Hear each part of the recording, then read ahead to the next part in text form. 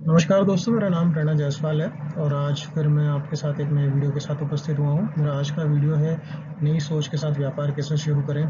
और वीडियो शुरू करने से पहले मेरा निवेदन है कि यदि आप लोगों को ये वीडियो अच्छा लगे तो इसको शेयर करें। इसकी पीडीएफ फाइल भी मेरे पास मौजूद है। अगर आप लोगों को इसकी पीडीएफ फाइल चाहिए तो मेरे व्हाट्सएप नंबर पर व्हाट्सएप करें, जो वीडियो के अंत में मैंने दे रखा है। उस नंबर पर आप मुझे व्हाट्सएप करें तो आपको इस वीडियो से रिलेटेड पीडीएफ फाइल भी आपको मिल जाएगी। तो चलिए दोस्तों, आज इस टॉपिक को हम शुरू करते हैं। सबसे पहले तो मैं आपको बता दूं, यदि आप जॉब में थे या आप जॉब कर रहे हैं या बिजनेस में आने की सोच रहे हैं तो ये वीडियो उन लोगों के लिए बहुत ही हेल्पफुल रहेगा। और आप कैसे एक अच्छे बिजनेसमैन बन सकते हैं, और आप अगर नए नए नए बिजनेस में उतरे हैं तो आपको क्या करना चाहिए, किन बातों का ध्यान आपको ज़रूर रखना चाहिए। तो सबसे पहले मैं आपको बताना चाहूँगा कि आज की डिजिटल क्रांति के समय में ज़रूर है कि आप अपने बिज़नेस के नेचर को समझिए और जितनी ज़रूरत हो उतना ही पैसा लगाइए। देखिए, आज के माहौल में अगर हम देखें तो टेक्नोलॉजी हर पल बदल रही है, और अगर हम टेक्नोलॉजी के हिसाब से बिज़नेस कर नहीं करेंगे तो शायद हो सकता है हम पीछे छूट जाएँ।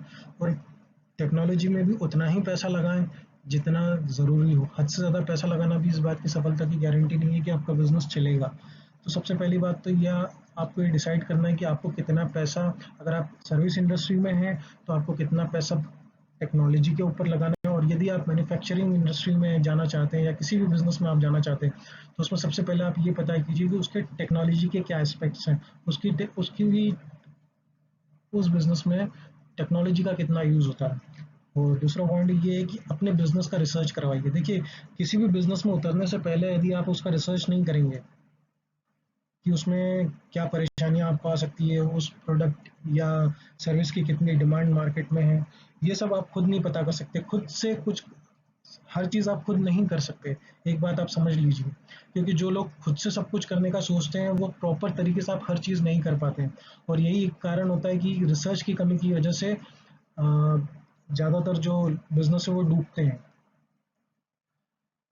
और आगे चल के आगे ग्रोथ भी नहीं कर पाते हैं। तो मेरा पहला सुझाव ये रहेगा कि खुद से कुछ ना करें, हर चीज़ खुद ना करें, खुद भी रिसर्च करें पर किसी एक बिज़नेस कंसल्टेंसी को हायर करें, जो बिज़नेस कंसल्टेंसी जो एक रेपुटेटेड हो। और ज़्यादा भी अगर आपका बजट नहीं है कि किसी बड़ी बिज़नेस फर्म को आप हायर करें, तो नई-नई जो छोटी फर्म्स हैं, जो बिज़नेस के ऊपर रिसर्च करती हैं, वो उनसे आप कॉन्टैक्ट कीजिए।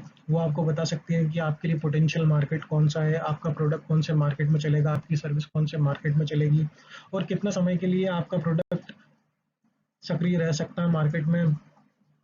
और अगर यदि आप ये चीज़ करते हैं, तो निश्चित तौर पे आप आने वाले समय में अपने बिज़नेस के नेचर को बहुत अच्छे तरीके से समझ पाएँगे और समझ ही पाएँगे। साथ ही साथ एक डिसीजन कैपेबिलिटी जो है आपकी, आपके बिज़नेस के नेचर को समझ के लेने की, तो वो आपको कहीं न कहीं बिल्ड होगी।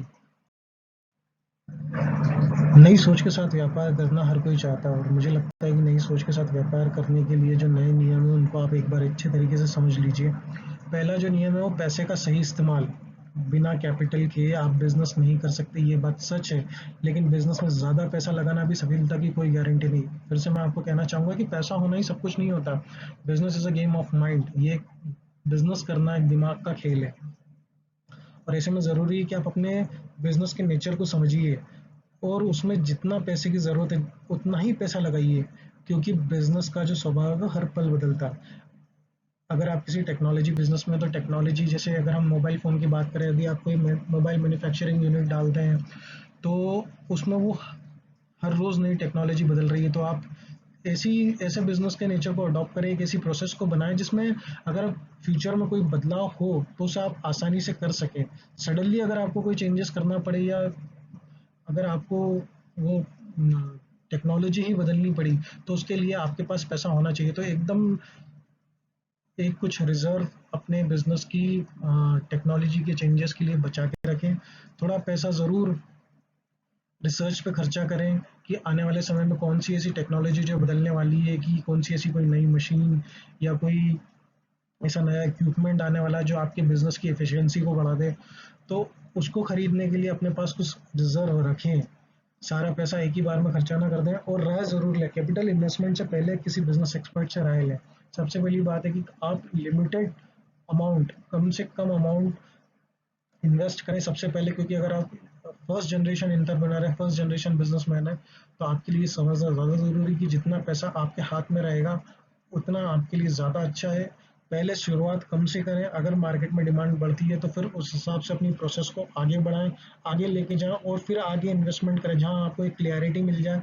और दूसरी बात ये है कि अगर आप किसी भी बिजनेस में उतर रहे हैं तो सबसे पहली बात उधारी देने की आदत ना डालें कि उधार दे दूंगा तो बिजनेस चल जाएगा, उधार दे दूंगा तो ये सब हो जाएगा, तो ये सब आदत बिल्कुल ना डालें। कम भले ही आपका स्टार्टिंग में आप अपना बिजनेस कम रखें, लेकिन कैश में करें, या सिर्फ जो टाइम लॉट आप किसी को दे रहे हैं तो उसको कम से कम, अगर उधारी देने का समय भी है तो समय सीमा 1 हफ्ते से ज़्यादा ना रखें। एक आइडियल जो होती है वो 15 दिन की होती है, पर अगर आप नए जनरेशन बिजनेसमैन हैं तो आपको 7 दिन ही रखनी चाहिए मेरे हिसाब से। फिर वही बात करेंगे दोस्तों कि बिजनेस दिमाग का खेल है, पैसे का नहीं।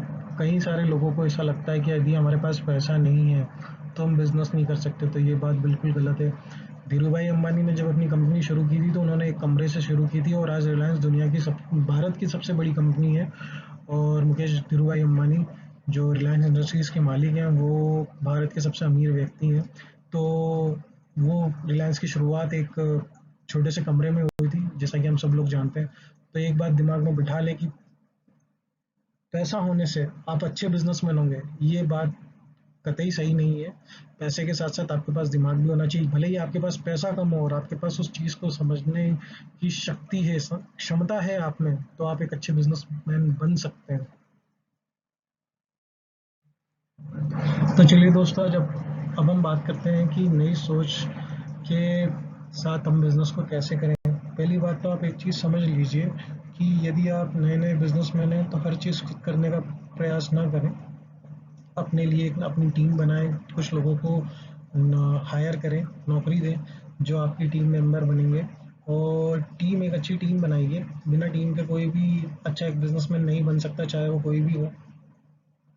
और टीम वो लोग होते हैं जो आपके प्रोडक्ट और सर्विसेज को आपके बिहाफ पे मार्केट में ले जाके बेचते हैं। सही मायनों में आपके टीम मेंबर ही आपके ब्रांड एम्बेसडर होते हैं। और अपने टीम मेंबर को आप जितना सहयोग दे सके उतना सहयोग दें, उनके ऊपर प्रेशर ना क्रिएट करें, और अपनी टीम के बीच में एक पारदर्शिता बनाए रखें, ईमानदार रहें, अधिक से अधिक जानकारी अपनी टीम के साथ साझा करें। देखिए, हर प्रोडक्ट और सर्विसेज में कुछ ना कुछ खामियां होती है, तो अपनी टीम से ये बात छुपाए ना। अपने प्रोडक्ट की अच्छाइयाँ और बुराइयाँ दोनों उन्हें बताएं, प्रोडक्ट और सर्विसेज की सारी अच्छाइयाँ बुराइयाँ उन्हें बताएं। और साथ ही साथ अपनी टीम से बदलाव के बारे में खुल के बात करें, क्योंकि प्रत्येक व्यक्ति का अपना एक अलग दृष्टिकोण होता है। तो इसमें एक चीज़ समझ लीजिए कि अगर आपके प्रोडक्ट या सर्विसेज में कुछ मान्यूट से डिफ़ॉल्ट भी है, अगर कुछ डिफ़ॉल्ट भी है आपकी प्रोडक्ट और सर्विसेज में, तो उसके लिए अपनी टीम से बात करें। देखिए, हर व्यक्ति का दिमाग अलग होता है, उसका दृष्टिकोण अलग होता है। हो सकता है शायद आपका कोई टीम मेंबर उस प्रॉब्लम को सॉल्व कर दे जो आप सॉल्व नहीं कर पा रहे हो। कॉर्पोरेट गवर्नेंस को मजबूत करें, अपनी टीम को अधिक से अधिक जोखिमों को स्वीकार करने के लिए तैयार करें। देखिए, कॉर्पोरेट गवर्नेंस आप अपनी टीम की हमेशा बना के रखें कि मार्केट में क्या नए लॉज आए हैं प्रोडक्ट को लेके, सर्विसेज को लेके। तो इससे उनके नॉलेज को हमेशा ब्रशअप करते रहें, ताकि उनको ये नॉलेज रहे कि मार्केट में ट्रेंड क्या है, चल क्या रहा है, अपने कॉम्पिटिटर्स के बारे में उन्हें बताएं। और उनको ये बताएं कि आपके प्रोडक्ट को सेल करने में क्या जोखिम है, और उससे उन्हें किस तरह से निपटना है, इस तरह की भी ट्रेनिंग उनको दें। और उनको इस चीज़ के लिए तैयार करें कि वो अधिक से अधिक जोखिम उठाए। इसका मतलब ये नहीं कि आप उनको एकदम से प्रेशराइज कर दें, क्योंकि प्रेशर में कभी कोई टीम अच्छा काम नहीं करती। ये मेरा खुद का भी पर्सनल एक्सपीरियंस है। जब मैं टीम हैंडल करता था तो मैं अपनी टीम को हमेशा एक ऐसा एटमॉस्फेयर देता था कि वो खुल के का बात करते थे, बदलाव के बारे में खुल के बात करते थे, उनके ऊपर कभी एडिशनल प्रेशर नहीं डालता था। जब मैं उनको खुली छूट दे देता, एक फ्री हैंड दे देता था काम करने की, लेकिन लिमिटेशंस के साथ एक फ्री हैंड देता था उनको काम करने की, तो वो एक बहुत अच्छा परफॉर्म करते थे, पूरी टीम अच्छा परफॉर्म करती थी, तो कहीं ना कहीं हमें भी अप्रिसिएशन मिलता था, और बिजनेस कहीं ना कहीं इसी तरह आगे बढ़ता है। तो एक अच्छा लीडर वही है जो अपनी टीम को अच्छे से मैनेज कर सके। तो नई सोच के साथ आप कैसे बिजनेसमैन बन सकते हैं, इसके लिए मैं आपको एक चीज़ बता दूं कि कोई भी इंसान अकेले एक अच्छा बिजनेसमैन नहीं बन पाया है। किसी भी कंपनी को बनाने के लिए, किसी भी बिजनेस को खड़ा करने के लिए एक टीम की ज़रूरत होती है। और एक अच्छे टीम को अच्छे तरीके से हैंडल करना एक सब बिजनेसमैन की सबसे बड़ी खासियत होती है। जो बिजनेसमैन अपनी टीम को अच्छे से हैंडल कर पाता है, उनको मैनेज कर पाता है, वो ही एक अच्छा बिजनेसमैन बनता है। क्योंकि जो भी आप पैसा लगाते हैं वो आप अपने प्रोडक्ट और सर्विसेज पे नहीं लगाते हैं, वो आप उन लोगों पे लगाते हैं जो उन प्रोडक्ट और सर्विसेज को लेके आपकी ओर से मार्केट में जाते हैं उन्हें बेचने के लिए। तो ये चीज़ हमेशा दिमाग में रखें कि आपकी जितनी अच्छी टीम होगी, जितना अच्छी टीम का आपका परफॉर्मेंस होगा, उतनी अच्छा बिजनेस आपका ग्रो करेगा। और अपनी टीम के बीच में पारदर्शिता बढ़ाएं, ईमानदार रहें और अधिक से अधिक जानकारी अपनी टीम से साझा करें। अपनी टीम से कोई बात ना छुपाएं, अपनी टीम को आप सारी चीज़ें बताएं, उनको अपने उनके टारगेट, अगर आप उनको टारगेट देते हैं तो उन्हें टारगेट पहले से ही क्लियर रखें। कोई हिडन टारगेट उनके लिए ना रखें, क्योंकि अगर आप हिडन टारगेट रखेंगे तो कहीं ना कहीं आपके ही टीम मेंबर्स का आपके ऊपर विश्वास कम होगा। और बदलाव करने से ना डरें। अपनी टीम से बदलाव अपनी टीम से बदलाव के बारे में खुल के बात करें, क्योंकि प्रत्येक व्यक्ति का अपना एक अलग दृष्टिकोण होता है। क्या आप बदलाव करना चाहते हैं, आपके मन में क्या बातें आ रही कि हाँ मुझे ये चीज़ करने से मेरी कंपनी को प्रॉफिट होगा। तो अगर आपके दिमाग में ये चीज़ है तो आप अपनी टीम के पास जाएं, उनके साथ डिस्कशन करें कि आप लोगों को क्या लगता है कि अगर हम इस चीज़ को बदल देंगे या हम ये नई चीज़ इस ऑर्गेनाइजेशन में लाएंगे तो हम कितना सक्सेस कर सकते हैं। तो हर इंसान का अपना अलग दिमाग होता है, एक अलग दृष्टिकोण होता है। तो आपको कहीं ना कहीं उसमें से भी कुछ ना कुछ नया आइडिया मिलेगा, नया इनोवेशन होगा। कॉर्पोरेट गवर्नेंस को मजबूत करें, अपनी टीम को अधिक से अधिक जोखिमों को स्वीकार करने के लिए तैयार करें। देखो, टीम टीम के सामने सारी सिचुएशन आप क्लियर कर दो, क्योंकि टीम, अगर आपका प्रोडक्ट मार्केट में नहीं चला तो टीम को ये पता होना चाहिए कि आपसे कहाँ गलती हुई है या आपकी टीम से कहाँ गलती हुई है। इस बात को वो लोग अच्छे से समझ लें और वो बिना गलती करे ही आगे बढ़ें। और यदि आपका एकदम से बिजनेस स्केल अप होता है, अगर वो स्केलेबिलिटी पे आ जाता है, तो उनको इस चीज़ के लिए प्रिपेयर करें कि एकदम से प्रेशर में ना आए। क्योंकि प्रेशर में आएंगे तो हो सकता है कहीं ना कहीं गलतियां करेंगे, जिसकी वजह से हो सकता है कि आपको नुकसान हो। फेक प्रोमिस ना करें, जो बातें क्लियर रखें।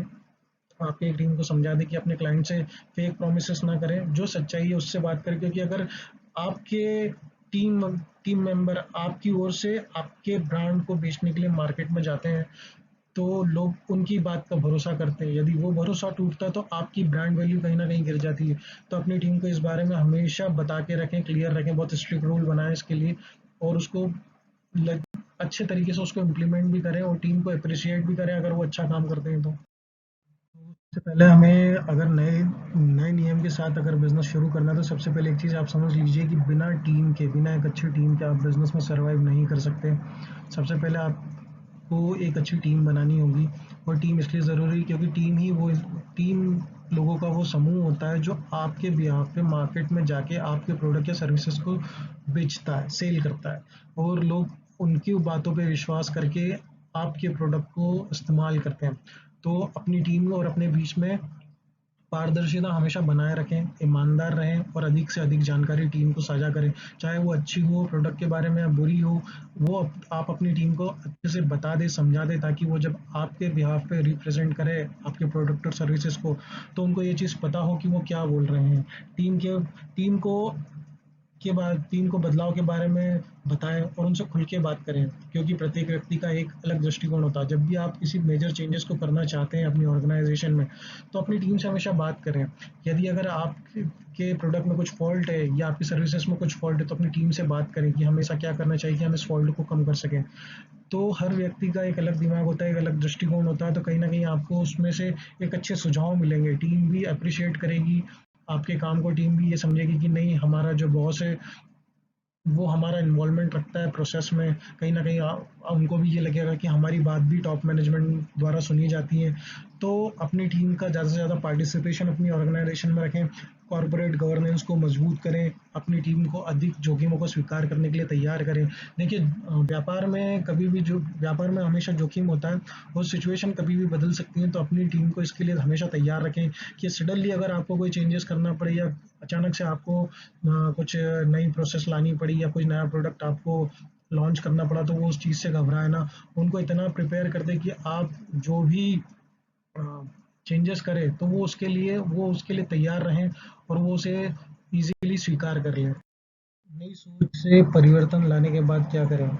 देखिए, जब आपने टीम बना ली है, बिजनेस स्टार्ट कर दिया है, तो एक चीज़ समझ लीजिए कि बिजनेस में एक्सपर्ट्स की एक दो एक्सपर्ट्स की ज़रूरत होती है, वो नेसेसिटी है।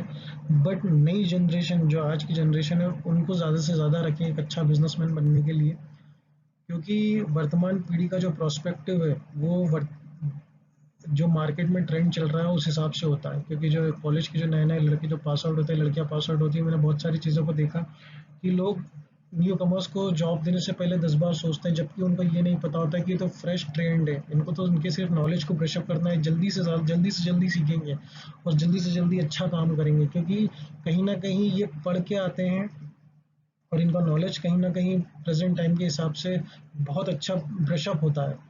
और अगर रिस्क आपको लेनी है तो अपने लोगों पे लीजिए, वर्तमान पीढ़ी के प्रोस्पेक्टिव को लीजिए। ये नहीं बोलता कि हमेशा नए लोगों को हायर करो, बट उन लोगों को हायर करो जिनका नॉलेज प्रेजेंट कंडीशन के हिसाब से माइंडसेट है और नॉलेज उनको है। और एक बात याद रखिए, कभी भी आप अगर किसी बिजनेस में हैं तो सबसे पहले अपने आप पे भरोसा करें।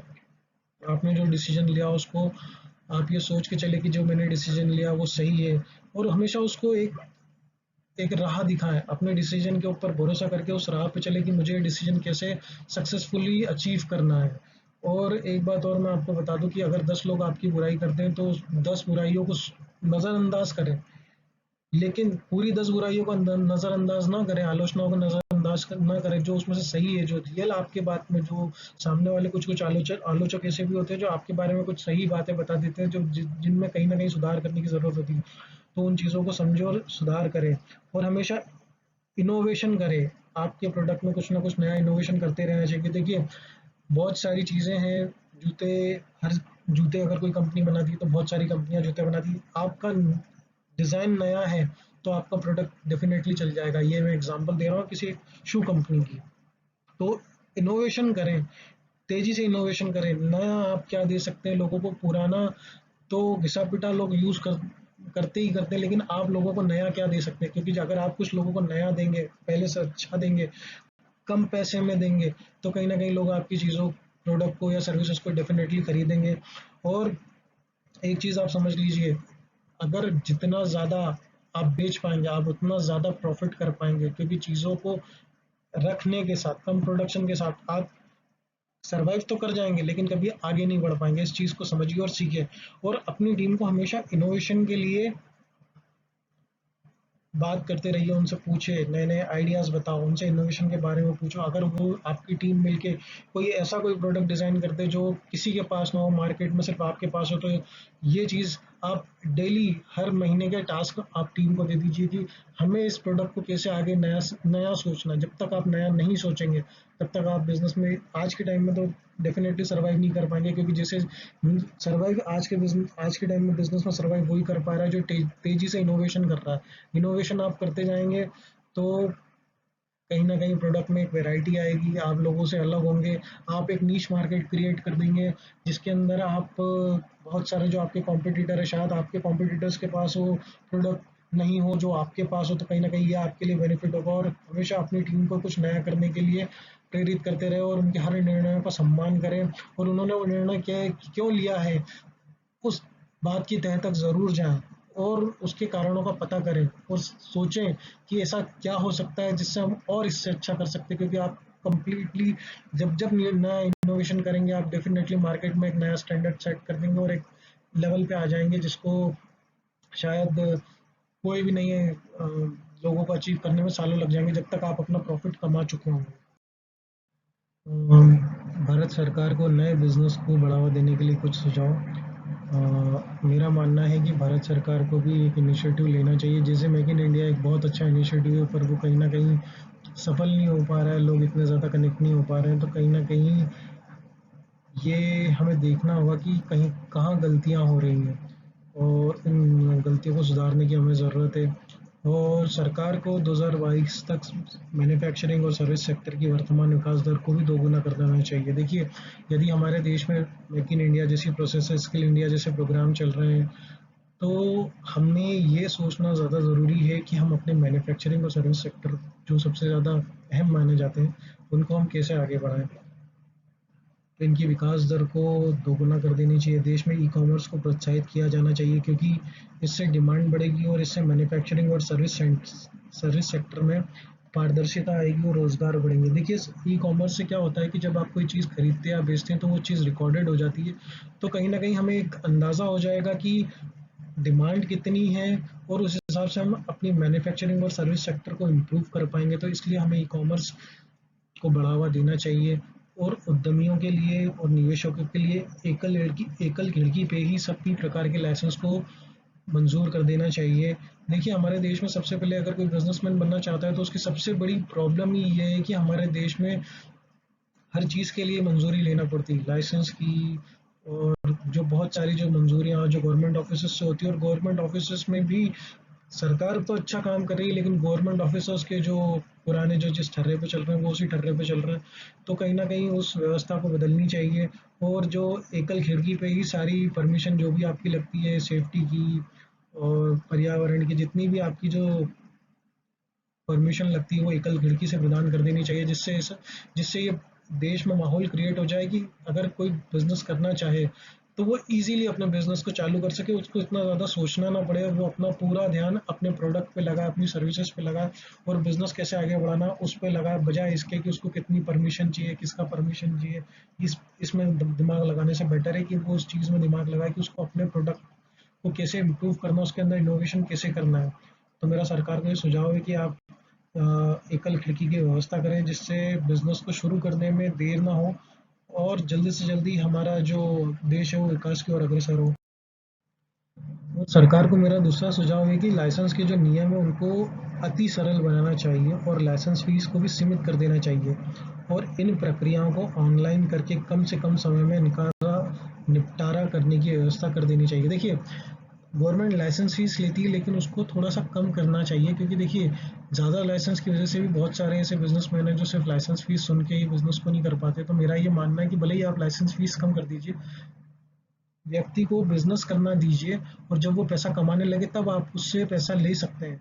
लेकिन स्टार्टिंग में ही अगर ज़्यादा पैसा अगर वो लाइसेंस फीस में लगा देगा तो वो कहीं ना कहीं कॉम्प्रोमाइज़ करेगा अपनी इनोवेशन के साथ, अपनी इंफ्रास्ट्रक्चर के साथ, और कहीं न कहीं किसी न किसी चीज़ में वो एडजस्ट करेगा, क्योंकि बहुत सारी हिडन कॉस्ट्स होती हैं लाइसेंस लेने में भी, वो भी कहीं न कहीं उसको बेयर करना होती है। तो मेरा ये मानना है कि लाइसेंस फ़ीस के में ट्रांसपेरेंसी रख देनी चाहिए, और इस सारी प्रक्रिया को ऑनलाइन कर देना चाहिए और कम से कम समय का कर देना चाहिए। जिससे ये क्या होगा कि आप लोगों को अगर फ्री हैंड देंगे बिजनेस करने के लिए तो कहीं ना कहीं वो खुल के व्यापार कर पाएंगे। और देखिए, हमारे देश में संभावना असीमित है, बस हमें उनको कनेक्ट करने की ज़रूरत है।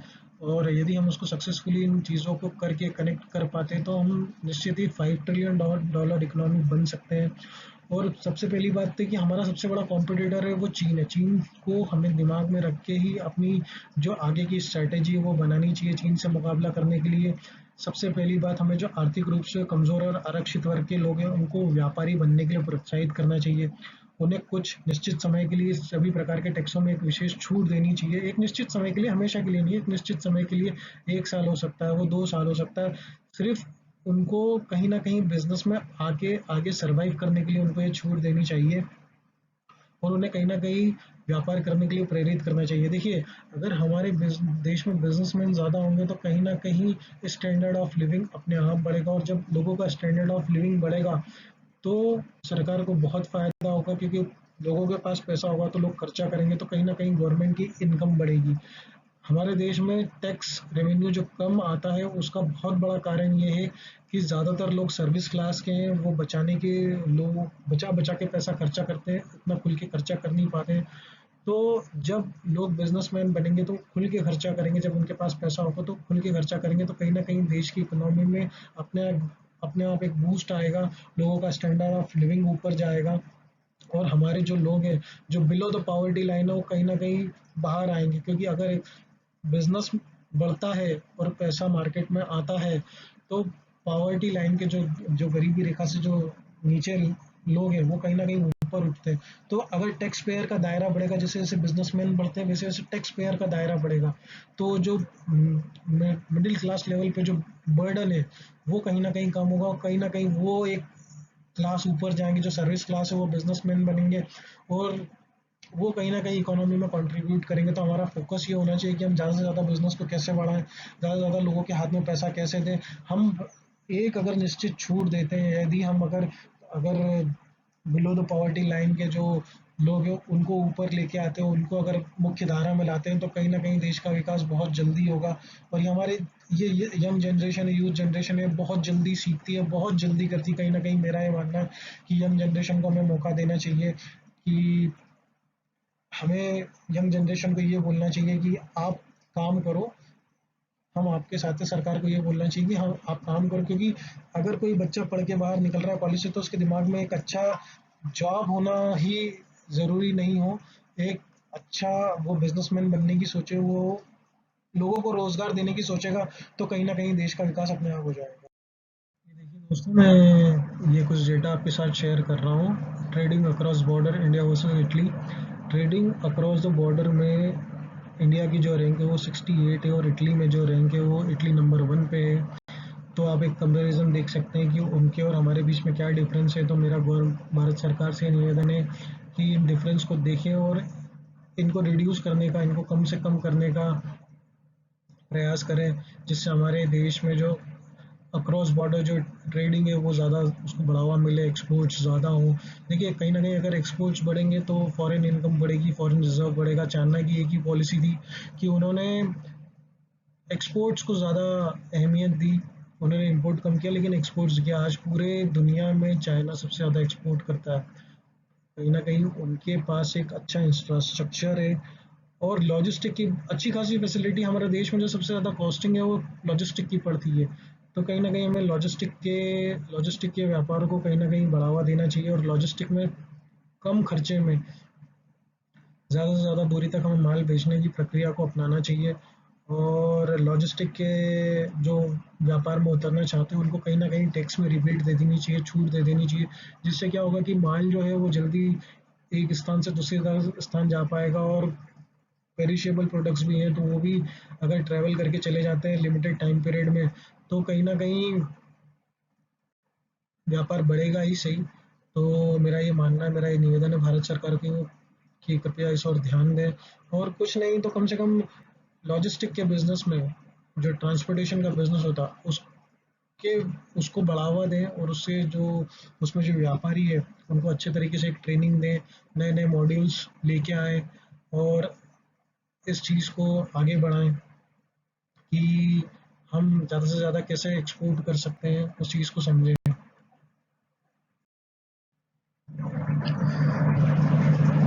तो दोस्तों, आज का मैं वीडियो यहीं ख़त्म करता हूँ। आपको ये वीडियो कैसा लगा प्लीज़ आप मुझे कमेंट बॉक्स में लिख के बताइए, और आप मुझसे और क्या जानना चाहते हैं ये भी आप मुझे कमेंट बॉक्स में बताइए। और ये मेरे जो दिए गए नंबर है, आप इस पे मुझे व्हाट्सअप कर सकते हैं। इस वीडियो का पीडीएफ आपको मैं, अगर आप चाहते हैं तो मैं आप मेरे नंबर पे व्हाट्सअप कर दीजिए, मैं आपको पीडीएफ व्हाट्सअप कर दूँगा। और अगर ये वीडियो आपको पसंद आए तो प्लीज़ बेल आइकन को दबाइए और मेरे चैनल को सब्सक्राइब कीजिए। Thank you very much.